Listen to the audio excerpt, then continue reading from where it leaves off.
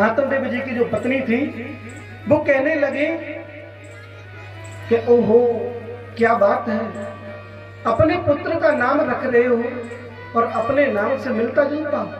तुम्हारा नाम आत्मदेव है और अपने पुत्र का नाम परमात्मा देव रख रहे हो। नहीं, ऐसा नहीं हो सकता। मेरा नाम धुंधली है और मेरे पुत्र का नाम होगा धुंधकारी। मेरे पुत्र का नाम धुंधकारी होगा। पंडित आत्मदेव बहुत सीधे थे।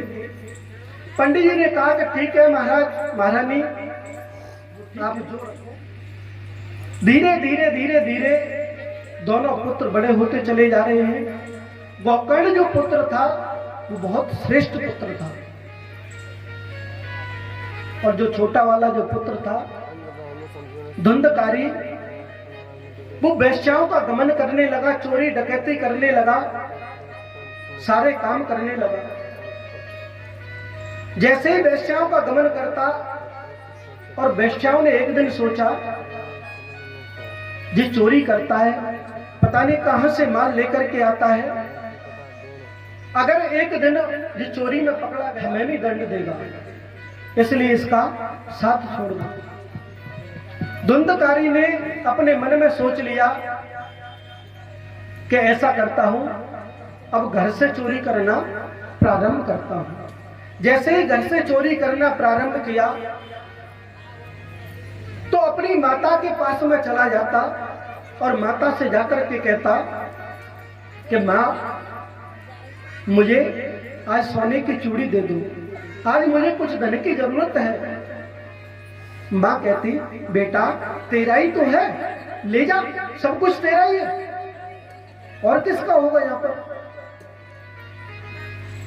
धुंधकारी ले जाता, जुए में घर आ जाता।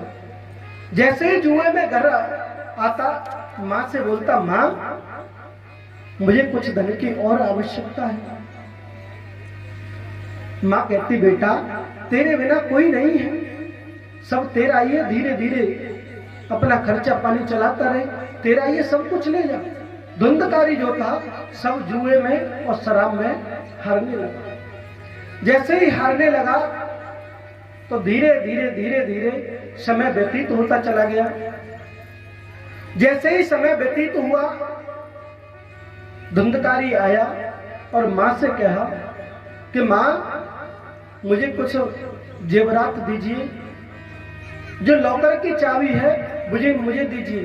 कहाँ है चाबी। माँ ने थोड़ा सा बेटा ये बताइए आप, सब कुछ मैंने तुम्हारा कर दिया फिर भी तुम इस घर को खाली कर दोगे क्या?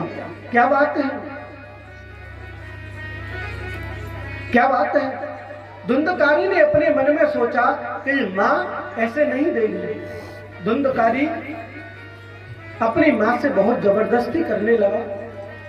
माँ ने सख्ती से बोली कि बेटा अब मैं नहीं दे सकती तुझे, अब मैं तुझे कुछ भी नहीं दूंगी, मैं तुझे अब कुछ नहीं दूंगी।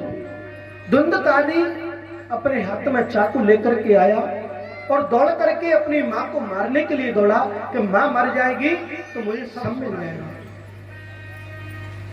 माँ ने अपनी शर्म के इज्जत को बचाने के लिए अपने पुत्र धुंधकारी से बच करके जाकर के एक कुएं में कूद पड़ी और कुएं में कूद करके उसने अपनी आत्महत्या कर ली। पंडित आत्मदेव जो थे वो जंगल में केवल भजन करते थे। कभी शाम को आना, कभी दोपहर में आना। एक दिन पंडित जी आए और पंडित जी कहने लगे कि देखो कैसे देवताओं का घर था, इसने नरक का अड्डा बना दिया। दारू की बोतलें पड़ी हुई हैं, शराब की बोतलें पड़ी हुई है, मांस के टुकड़े पड़े हुए हैं। देखो तो सही, इसने विप्र के घर को नरक का अड्डा बना दिया। क्या बात है। पड़ा पड़ा धुंधकारी सुनने लगा। धुंधकारी ने कहा अरे पिताजी आप चुप रहिए, आप चुप रहिए, आपकी तो बुद्धि सटाई गई है। आप बड़े बूढ़े हो गए, आपकी बुद्धि सिटाई गई है, आप चुप रहिए। हम जो करेंगे वो अच्छा ही करेंगे, हम जो करेंगे वो अच्छा ही करेंगे। पंडित आत्मदेव रोकर के चले गए और धुंधकारी जो है वेश्याओं का गमन करने लगा।